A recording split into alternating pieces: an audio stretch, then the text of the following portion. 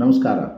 ಕ್ರಿಸ್ತಪೂರ್ವ 326ರಲ್ಲಿ ಅವಿಭಾಜ್ಯ ಭಾರತದ್ದು ಏನು ಗಂಧಾರ ಪ್ರದೇಶ ಇರ್ತದೋ ಈಗಿನ ಅಫ್ಘಾನಿಸ್ತಾನದ ಬಾರ್ಡರ್ದಲ್ಲಿ ಬುನರ್ ಅಥವಾ ಸ್ವಾತ್ ಕಣಿವೆ ಅಂತದ.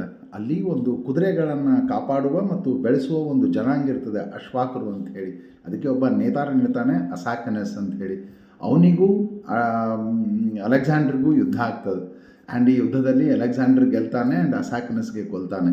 ಇದನ್ನು ತಿಳಿದ ಮೇಲೆ ಅವ್ರ ತಾಯಿ ಖಡ್ಗವನ್ನು ಎತ್ಕೊಳ್ಳೋದ್ರ ಜೊತೆಗೆ ಯಾರು ಆ ಕದನದಲ್ಲಿ ಸತ್ತಿರ್ತಾರೋ ಆ ಸೈನಿಕರ ಹೆಣ್ಣಂದ್ರನ್ನು ತಾಯಂದ್ರನ್ನು ಒಗ್ಗೂಡಿಸಿ ಸೈನ್ಯ ಕಟ್ಟಿ ಅಲೆಕ್ಸಾಂಡರ್ಗೆ ಹಿಮ್ಮೆಟ್ಟಿಸ್ತಾಳೆ.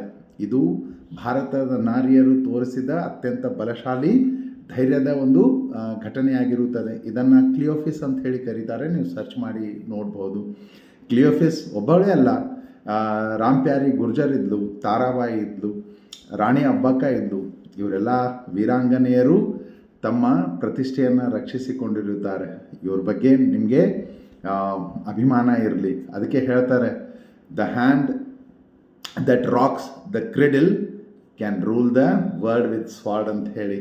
ಇಂಥ ಮಹಿಳೆಯರ ಬಗ್ಗೆ ಅಭಿಮಾನ ಇಟ್ಕೊಳ್ಳೋಣ, ಹೆಮ್ಮೆ ಪಟ್ಕೊಳ್ಳೋಣ. ಜೈ ಶ್ರೀ ಕೃಷ್ಣ.